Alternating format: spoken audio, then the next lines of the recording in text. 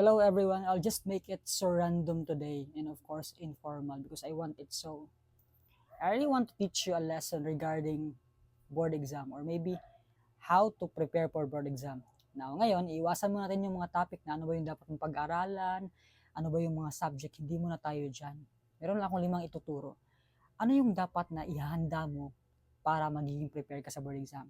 Background of story lang, I finished 2 board exam for first take and I passed them all. First board exam ko, it's a social work board examination. Yan talaga yung profession na pinag-aralan ko on my undergraduate years for bachelor's degree. Pumasa ako noon, noong 2020 yata yon. And nung pumasa ako noon, actually when I get the result, kita ko na yung result, yung nangyari is that nahati yung emotion ko kaagad. Bakit? Yes, pumasa ako, masaya ako. And the second thing is that muntik pala akong mag-top noon. Nang muntik ako mag-top noon, doon ko na-realize, sana ganito yung ginawa ko, sana ganito, sana. May maraming sana, maraming what if. And of course, minumulto pa rin ako ng situation na yon. And I realized that I could be the top 13 or maybe 12. Hindi naman 11 kasi may iba akong kabatchmate na parang siya yung top 11. Ayaw ko aminin na hindi ako. Hindi naman talaga ako. And out of jealousy, anger, fear, or compensation, no, I took my second exam through CPRT sa LET. Yung nangyari no, nag-take ako ng LET na naman, pumasa na naman ako. Pero hindi pa rin ako nag-top. And ito yung dapat kong na-learn sana na ihanda mo rin sa board exam na dapat ipaghanda mo rin. Hindi to about subjects, hindi to about ano yung libro yung aaralin mo, hindi to about that. Ito lang yung 5 common na general na dapat handang-handa ka na nito, meron ka nito, para talaga sure na pumasa ka. Okay? First and foremost ay dapat alam mo yung great why mo. Yung ano. Ano ba talaga yung rason? Bakit ka magti-take sa taon na to? For example, no, gusto mo lang mag-take kasi gumraduate ka na no choice ka. Pinaghanda ka na ng parents mo ng money, may natumba ng baka, bininta na yung lupa, magti-take ka na lang. Pero yung totoo, hindi ka pala talaga handa. Way back, nung nag-take ako ng mga board exam ko, isa lang talaga yung purpose ko. Actually, marami. Isa na rin dun tumulong sa pamilya, makapagtapos, makapag-give up. Pero nung nag-take ako ng board exam, yung greatest why ko talaga is to top the board exam. Yan talaga, not just to pass, but to top. Ano yung na-learn mo dyan, sir? Nung naging undergraduate years ka ba, automatic ba na yun yung gusto mong maging mag-top? Hindi po kaagad ganun. Doon ko na nalaman na gusto kong mag-top nung nasa mid na kami preparation sa review center kung saan ako nagtitake ng review. And alam mo yung nang-realize ko, yung naging standard ko na gusto kong mag-top, na wala kaagad yung fear na baka bumagsak ako. Nung yung goal ko talaga mag-top, doon ko na-realize sa utak ko, kung malaki pala yung goal mo, nawawala lahat ng fear. Pati rin yung fear na bumagsak ka, mawawala yun. Kasi malaki yung talagang sinet mong standard sa sarili mo. So yun, ano yung greatest why mo. And yung greatest why ko no, nag-udyok din yun sa akin to take my second board exam that is LET, and I got 88. I know, 86 or 88 na rating, malaki na rin yun. For the first take and for self-preview lang yun, no? Malaki na rin yun. So yun yung greatest why mo. Tanungin mo sa sarili, ano ba yung greatest why mo na mag-take ka? Gusto mong pumasa, okay din yun. Gusto mong magtulong sa pamilya mo, okay din yun. Or maybe gusto mong mag-top, and I make you sure of you na malaki yung percentage na papasa ka kung yung goal mo mag-top. Kasi alam mo ba, sumunod yung effort ko nun. Nung gusto ko nang mag-top, grabe na ako mag-effort. Nag-aaral na ako 12 to 15 hours a day. Every day talaga yan.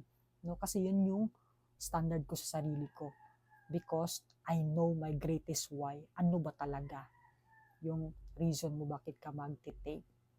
Second thing na dapat alam mo, ito na-realize ko na siya nung journey ko patungong second license ko, yung LPT ko.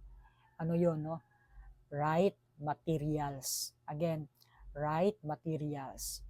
For example, gusto mo maging karpentero, kahit pag gustong-gusto mo, wala kang mga right materials and tools, wala pa rin.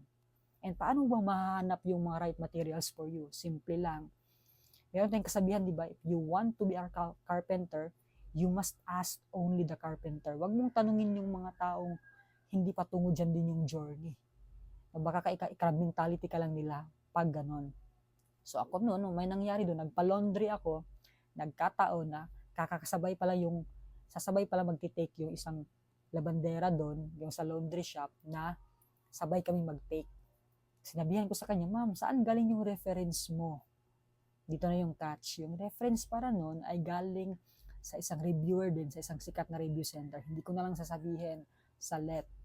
Alam ko na sikat din, alam ko na malaki yung kalibre ng materials. Sabi ko, reviewer din ako, magti-take din ako.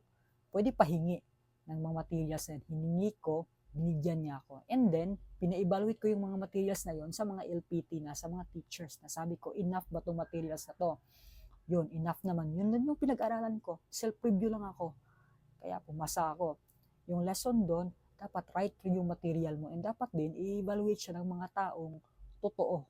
Mga totoong alam yung materials, paano yan mag-succeed doon. Third naman, ito, dapat importante to. Right environment. Right friends, right environment kung saan ka magre-review or magpe-prepare. Importante po yan.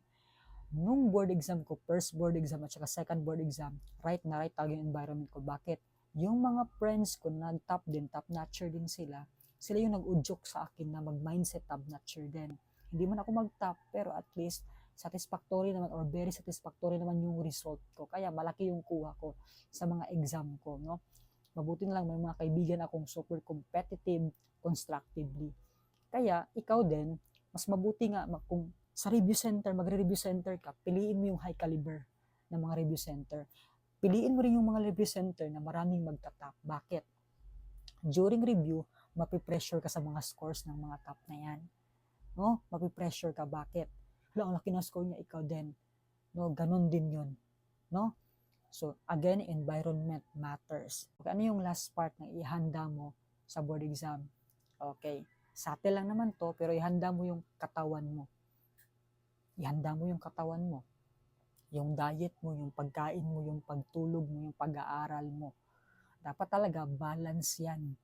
Kasi kung nag-aaral ka tapos wala kang tulog, hindi rin naman yan mag-retain. Nag-aaral ka, kung walang pagkain, wala din naman. Kasi lahat ng nagkukonsumo ng mga knowledge na yan, ng mga bunch of informations na yan, yung katawan din naman natin. So, huwag mo pa rin walain yung mga exercise mo, matulog ka ng mga aga, ganun. Kung, what if nagtatrabaho ka, sir? What if meron kang trabaho, sir, tapos magtitake ka ng board exam? Mahirap yan. So, ang recommend ko talaga sa mga student ko niyan ay mag-leave ka na lang, ganun. Kasi maliit lang talaga yung ratio or percentage ng mga working student in terms of board exam. Totoo. Yung mga nagtatap, hindi naman yan sila mga kuan. Mga part-time students, mga full-time students po yan. Maliit po talaga yung ratio ng passing rate sa mga hindi po full-time students. Kung may trabaho ka naman, mag-leave ka na lang. Tanungin mo yung boss mo kung pwede ka mag-leave. Ganun na lang. Kasi dapat sa board exam talaga handang-handa ka. And hindi mo kaya yung pain kung bumagsak ka man, mahirap. Kasi hindi mo ginawa yung lahat. Gawin mo yung lahat. And I hope this video will help you to prepare your board exam. Ano nga yung una? Dapat alam mo yung greatest why mo. Para saan ka ba nag-take? Para kanino? Parang kanino ka ba bumabangon? Joke lang.